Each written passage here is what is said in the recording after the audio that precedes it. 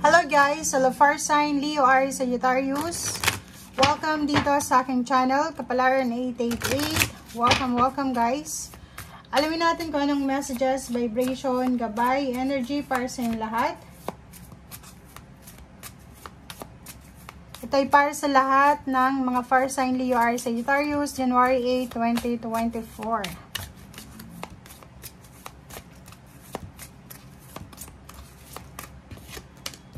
Okay, number 15, 6.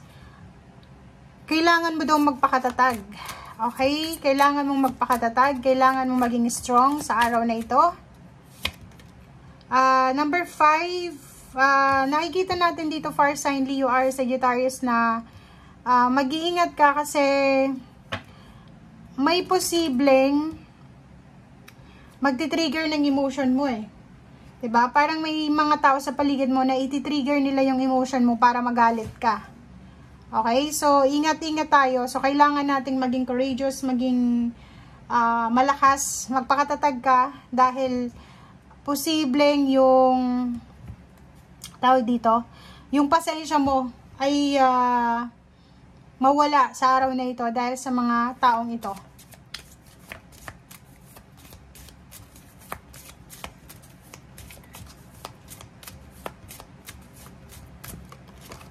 Okay, next is number 12. So, ang dami-daming mensahe, chismis, balita ka na matatanggap sa araw na ito. So, kung ikaw ay naghihintay ng balita, ikaw ay naghihintay ng chismis, naghihintay ka ng confirmation, sinasabi ng barahan na maraming darating sa iyong balita, maraming mga messages, chat, or kano pa man na pwedeng magbigay sa iyo ng sama ng loob or pwedeng mag-trigger ng emotion mo.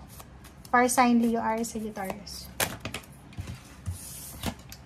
Okay, so dito sa number 2 na to, meron kang 6 of Pentacles. So dito sinasabi ng baraha na may isang tao na posibleng hihingi ng tulong sa'yo siguro. Or pwedeng ikaw to, na humihingi ka ng tulong.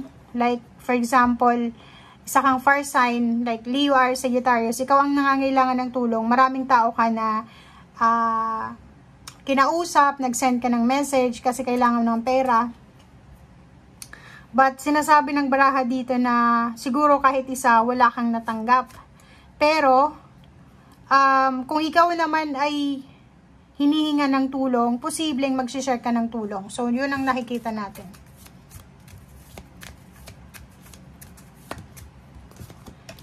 Okay, so may iba sa inyo dito, Fire Sign, Leo, Aries, Sagittarius, na magta-travel kayo. So, may naghahanda para sa pagta-travel. Meron din na bagong relationship na magsisimula. Meron din na binabalak na gagawin or pupuntahan.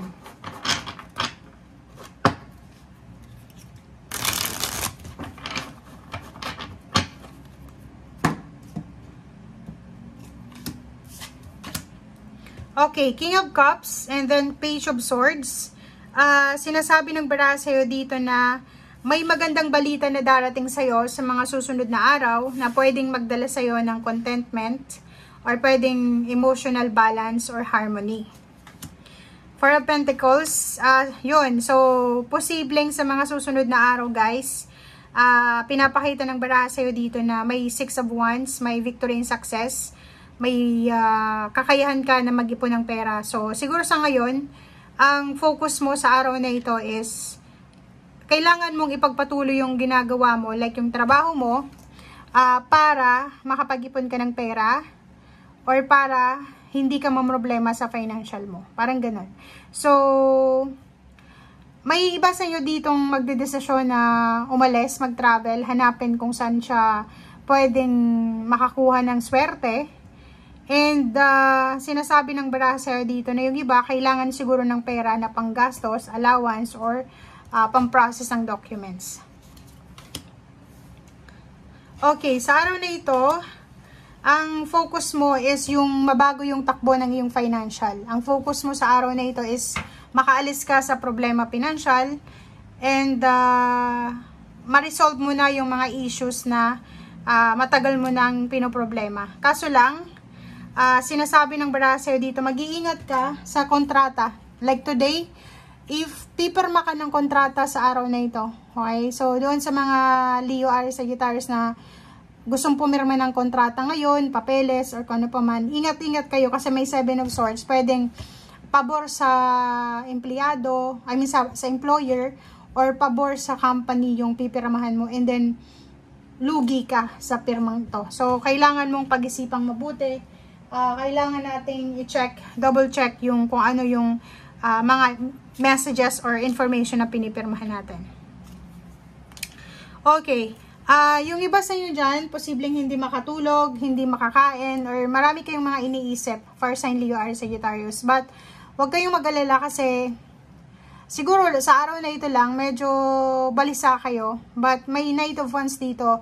Gamitin nyo yung dahilan kung bakit kayo balisa para ma-motivate kayo sa, like for example, may problema ka sa pera, pwedeng gamitin mo yun ang kakulangan sa pera, yung kakulangan sa pera para as motivation na mas magtrabaho ka pa, mas magsipag ka pa, or mas gawin mo ba yung best mo. And 2 of Swords, sinasabi ng baraha dito na posibleng may travel ka na gagawin pero nagdadalawang isip ka. Hindi mo alam kung gagawin mo to or hindi. But sinasabi ng baraha, needed to eh. Kailangan mo mag-travel, kailangan mong baguhin kung ano yung kailangan baguhin sa ngayon. Opportunity to na pwedeng pasukin mo eh. Kasi kung makikita mo dito, 6 of Swords, aalis ka sa scarcity, sa problema financial, kasi papunta ka dito sa wish fulfillment mo sa pera. So, ibig sabihin, if ever man na mag-travel ka, if ever man na lumipat ka ng trabaho, or if ever man na, yun, umalis ka, eto ay, makakatulong sa'yo para sa financial mo, sa financial fulfillment.